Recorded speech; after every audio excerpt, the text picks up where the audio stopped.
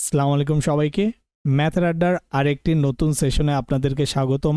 এই পর্বে আমরা মিশ্রণের উপর আমাদের নতুন ভিডিও প্লেলিস্ট শুরু করতে যাচ্ছি। তো প্রথম পর্বে আমরা মিশ্রণ সম্পর্কিত যত ধরনের বেসিক আছে আমরা সেগুলো নিয়ে আলাপ আলোচনা করব। তো মিশ্রণ সম্পর্কিত যত ধরনের ম্যাথ আপনারা দেখবেন সেগুলো সবগুলোই মূলত অনুপাতের উপর ভিত্তি করে তৈরি।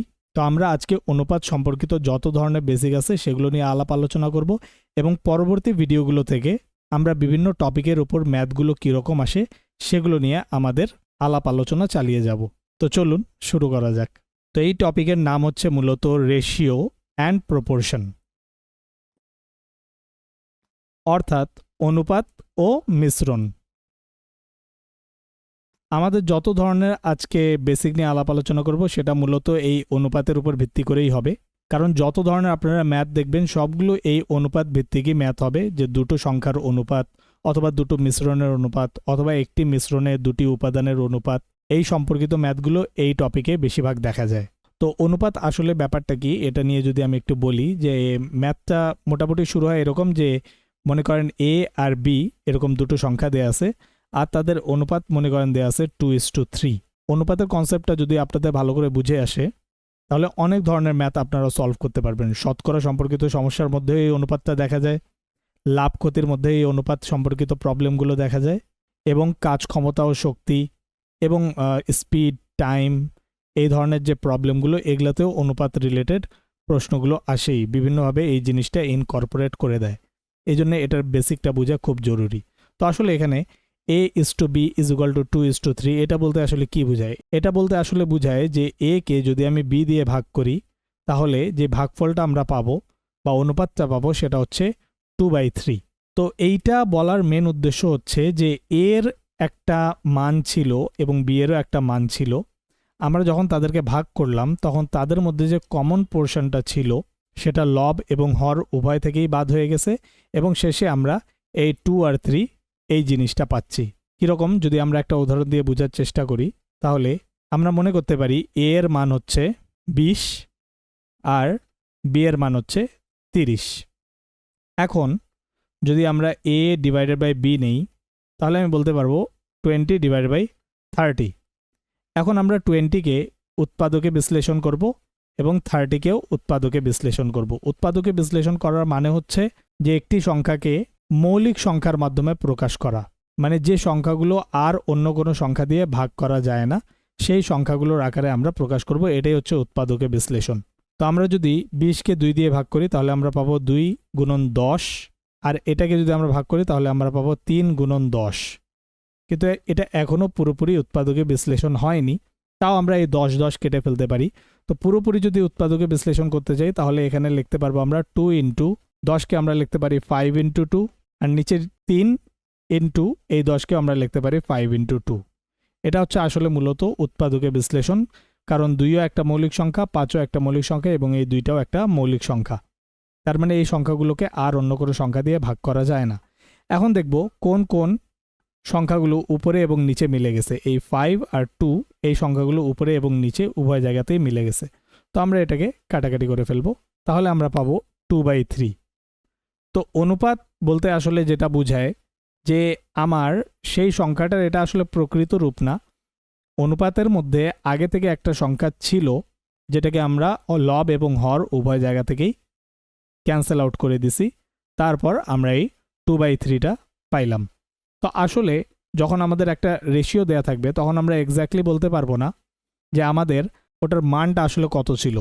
এই জন্য আমরা বলি যে a/b=2/3 হলে আমরা ধরে নেই যে এটার সাথে x গুণ অবস্থায় ছিল এবং নিচেও x গুণ অবস্থায় ছিল। এই x এর মান যে কোনো হতে পারে। যদি আমরা উপরের উদাহরণের সাথে মিলাই তাহলে এখানে x এর মানটা হচ্ছে 10, এখানে x এর মানটা হচ্ছে 10। যেহেতু উভয় পক্ষে যেহেতু লব এবং হর উভয়তেই একই সংখ্যা থাকবে এই জন্য আমরা এখানে x ধরে নিলাম। তাহলে আমরা ইজিলি বলতে পারি a এর মান হচ্ছে 2x এবং b এর মান হচ্ছে 3x। তারপর আমরা আমাদের পরবর্তী ক্যালকুলেশনগুলো নিয়ে আলাপ আলোচনা করি। এছাড়াও আরেক ধরনের সমস্যা দেখা যায়, যেরকম বলা হয়ে থাকে যে a/2, b/3 এবং c/4 এই তিনটা অনুপাত সমান। তার মানে a কে 2 দিয়ে ভাগ করলে এবং b কে 3 দিয়ে ভাগ করলে এবং c কে 4 দিয়ে ভাগ করলে যে আমরা অনুপাতটা পাই সে অনুপাতটা সমান। এই ধরনের প্রবলেমগুলো সলভ করার জন্য আমরা যেটা করি, যেহেতু a ডিভাইডেড বাই 2 এবং b ডিভাইডেড বাই 3 এবং c ডিভাইডেড বাই 4 এই তিনটার অনুপাত সমান, তার মানে এটা যে ভ্যালু রিপ্রেজেন্ট করবে এটাও সেই ভ্যালু রিপ্রেজেন্ট করবে এবং এটারও একই ভ্যালু হবে। তো আমরা যদি ধরে নিই যে a divided by 2 is equal to k, তাহলে আমি বলতে পারি b ডিভাইডেড বাই 3 এটাও সমান k হবে এবং c ডিভাইডেড বাই 4 এটাও সমান k হবে। তো এই তিনটারই সমান আমরা ধরে নিই ইকুয়াল টু k। তো এখান থেকে আমরা বলতে পারি a divided by 2 is equal to k, তাহলে a ইজ ইকুয়াল টু হবে 2k।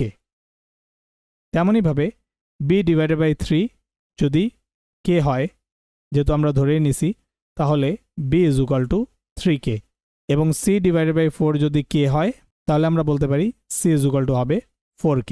অর্থাৎ a হবে k এর 2 গুণ, b হবে k এর 3 গুণ এবং c হবে k এর 4 গুণ। k এর আমি যে কোনো একটা মান যদি ধরে নিই, যেমন k এর মান যদি আমি 5 ধরে নিই, তাহলে ক্ষেত্রে a ইজ ইকুয়াল টু হবে 5 দুগুণ 10, b ইজ ইকুয়াল টু হবে 3 পাঁচা 15 এবং c সমান হবে 4 পাঁচা 20। তো এখন যদি আমরা বলি a ডিভাইড বাই 2 এটার মান কত হবে, সেটা হবে 10 ভাগ 2, ভাগ করলে আমরা পাবো 5। তেমনইভাবে b কে যদি আমরা 3 দিয়ে এখন ভাগ করি, তাহলে b এর মান হচ্ছে 15, 3 দিয়ে ভাগ করলে হবে 3 পাঁচা 15। আর c ডিভাইড বাই 4, c এর মান হচ্ছে কি আমাদের 20, 4 দিয়ে ভাগ করলে আমরা পাবো 5। তো 3 ক্ষেত্রেই আমরা ভাগফল পাচ্ছি 5। তো এই ধরনের প্রবলেমগুলো আমরা দেখতে পাই। তো এই প্রবলেমগুলো আমরা স্টার্ট করব এভাবেই। তো চলুন কিছু বেসিক ধরনের প্রবলেম দেখা যাক, যে বেসিক আসলে সমস্যাগুলো কীরকম হয়। তো আমি এখানে দুইটা প্রবলেম আইডেন্টিফাই করছি। তো এখানে আমি প্রথম যে সমস্যাটা সেটা বলতেছে, the ratio of 3 numbers is 2:6:3 and their sum is 88, find the product of the 3 numbers. তার মানে তিনটি সংখ্যার অনুপাত দেয়া আছে 2:6:3 এবং তাদের যোগফল দেওয়া আছে 88। সংখ্যা তিনটির গুণফল অর্থাৎ প্রোডাক্ট নির্ণয় করতে বলছে। তো আমরা প্রথমেই ধরে নিব আমাদের সংখ্যাগুলো হচ্ছে a is to b is to c equal to আমি বলতে পারি 2:6:3। তাহলে a সমান আমি ইজিলি বলতে পারি এখন এটা হচ্ছে 2x, b সমান হচ্ছে 6x এবং c সমান হচ্ছে 3x। এখন যদি আমি তিনটাকে যোগ করি, তাহলে হবে 2x plus 6x plus 3x, আর এই তিনটাকে যোগ করলে যোগফল কত হবে সেটার মান আমাদের দেয়া আছে, সাম ইজ 88। তাহলে আমি লিখতে পারি 2x plus 6x plus 3x is equal two 88। এখন যদি আমি যোগ করি, তাহলে 6 2 8 8 3 11, 11x ইজ ইকুয়াল টু 88। তাহলে x এর মান আমার বের হয়ে যাবে 8 11 88, তাহলে 8। এখন আমি এখানে তাদের মানগুলো বসাই দিতে পারি। 8 দুগুণ হয়ে যাবে 16, 6 8 48 আর 3 8 24। এখন আমাকে বলতেছে তিনটি সংখ্যার প্রোডাক্ট কত। তাহলে a into b into c equal to 16 গুণন 48 গুণন 24। এই তিনটা গুণ করতে পারলেই আমাদের অ্যান্সার বের হয়ে যাবে। তো আমি আশা করি বুঝাতে পেরেছি। এখন এর পরের প্রবলেমটা যদি আমরা দেখি, তাহলে এখানে আমি একটু স্লাইটলি চেঞ্জ করে দিছি।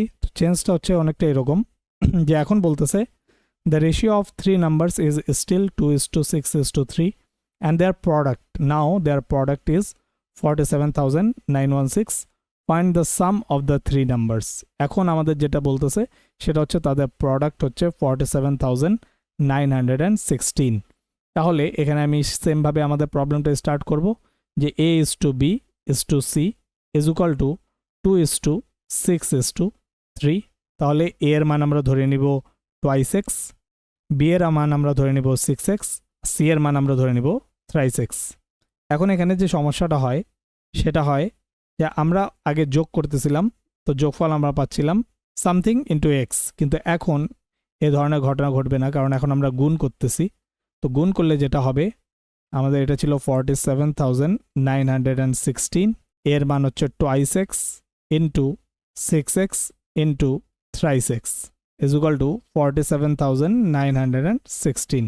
তাহলে যদি এখন আমি 2 ইন্টু 6 ইন্টু 3 এটাকে এক পাশে লিখি, এই তিনটে x মিলে হয়ে যাবে x কিউব, আর এখানে থাকবে আমার 47,916।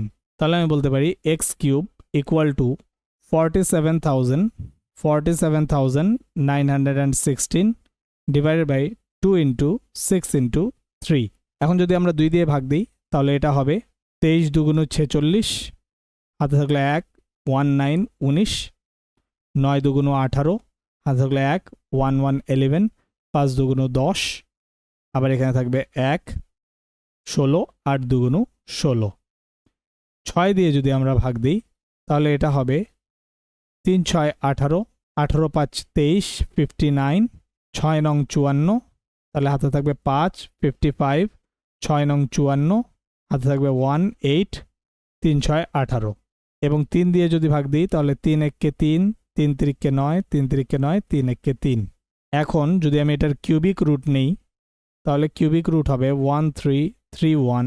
1331 এর কিউবিক রুট হচ্ছে 11, কারণ 11কে 11 দিয়ে গুণ করলে আমরা পাই 121, তারপর আবার 11 দিয়ে গুণ করলে আমরা পাই 121 ইন্টু 121, আর যদি আমরা যোগ করি তাহলে হচ্ছে 1331।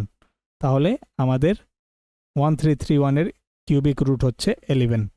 এখন আমরা চাইলে আমাদের এ বি সি তিনটারই মান বের করে ফেলতে পারি।